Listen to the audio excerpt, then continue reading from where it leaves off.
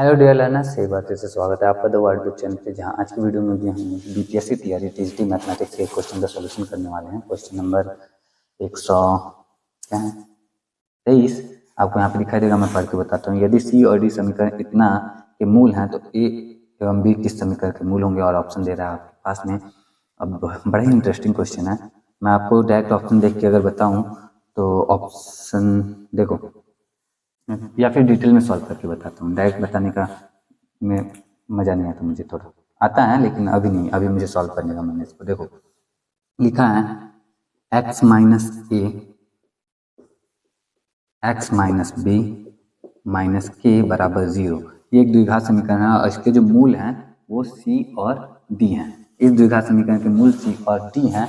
अब c और d किसी द्विघात समीकरण के मूल हैं, यानी मूलों का योग और मूलों का गुणन हम निकाल सकते हैं। सबसे पहले तो इसको द्विघात समीकरण के रूप में बदल तो दें। तो बदलने के लिए हमें क्या करना पड़ेगा, x का x में गुना करेंगे तो हमें मिलेगा एक्स स्क्वायर माइनस ए एक्स माइनस बी एक्स और प्लस में हो जाएगा ए बी माइनस के बराबर 0। थोड़ा सा और अच्छे से लिख दें इसको द्विघात समीकरण के रूप में तो हमें मिलेगा x square minus a plus B x plus a b minus k. तो ये हो गया हमारा द्विघात समीकरण, जो कि A X square plus B x plus C बराबर 0 के रूप में है। अब इसमें हम देखते हैं मूलों का योग क्या होता है। तो मूलों का योग यानी कि सी प्लस डी का जो फॉर्मूला है वो है माइनस में एक्स का गुणांक, माइनस में एक्स का गुणांक, एक्स का गुणांक क्या है माइनस ए प्लस बी। तो माइनस माइनस प्लस हो जाएगा, हमें मिलेगा ए प्लस बी, ए प्लस बी बटा तो माइनस में एक्स का गुणांक बटे एक्स स्क्वायर का गुणांक। तो एक्स स्क्वायर का गुणांक क्या है हमारा, एक है, एक। तो सी प्लस डी जो आ गया वो ए प्लस बी के बराबर हो गया, यानी सी प्लस डी जो है वो हमारा ए प्लस बी के बराबर है। इसको हम साइड में कहीं रख लेंगे कि सी प्लस डी जो है वो हमारा ए प्लस बी के क्या है, बराबर है। आगे आते हैं मूलों के गुणनफल पे, यानी कि सी इंटू डी। तो मूलों का गुणनफल का फॉर्मूला क्या होता है, अचर पद बटा एक्स स्क्वायर का गुणांक। अचर पद इसमें क्या है, अचर पद तो ये है, ये क्या है ए बी माइनस के, ठीक है, बटा एक्स स्क्वायर का गुणांक बटा में एक है। तो ये एक तो हट ही जाएगा अपने आप ऑटोमेटिक। तो सी डी बराबर हो गया ए बी प्लस के। तो ए बी का वैल्यू क्या आ जाएगा, ए बी का वैल्यू आ जाएगा सी डी प्लस के। तो ए बी का वैल्यू भी लिख लेते हैं, जैसे ए प्लस बी का वैल्यू लिखा ना यहाँ पे, वैसे ही ए बी का भी वैल्यू लिख लेते हैं। तो वो आएगा सी डी प्लस के, ठीक है। अब इतना जब ए प्लस बी का वैल्यू मिल गया और ए बी का वैल्यू मिल गया, अब बोला गया है कि कौन से द्विघात समीकरण के मूल ए और बी हैं। तो जब मूलों का योगफल हमें मालूम है और मूलों का गुणनफल हमें मालूम है तो द्विघात समीकरण पे हम पहुंच सकते हैं। द्विघात समीकरण का क्या होता है फॉर्मूला, एक मिनट। हाँ, तो क्या बात हो रही थी, द्विघात समीकरण का फॉर्मूला। तो द्विघात समीकरण का जो फॉर्मूला होता है वो होता है हमारा एक्स स्क्वायर माइनस मूलों का योग, मूलों का योग गुना एक्स प्लस मूलों का गुणन, मूलों का गुणन बराबर 0। ये होता है द्विघात समीकरण का फॉर्मूला।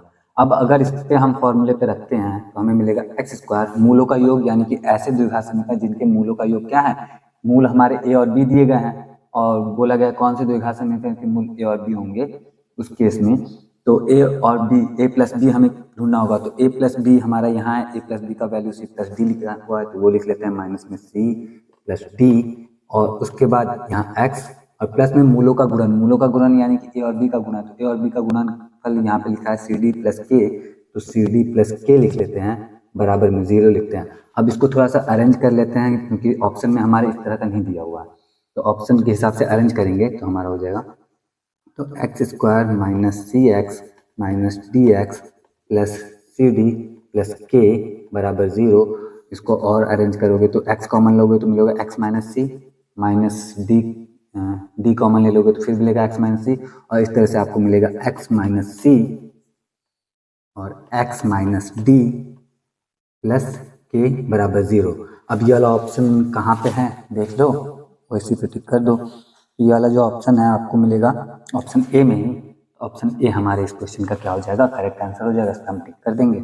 अब देखो चेंज क्या आया है इस वाले द्विघात समीकरण में और इस वाले द्विघात समीकरण में। हमें बोला गया कि इस द्विघात समीकरण के मूल जो है सी और डी हैं।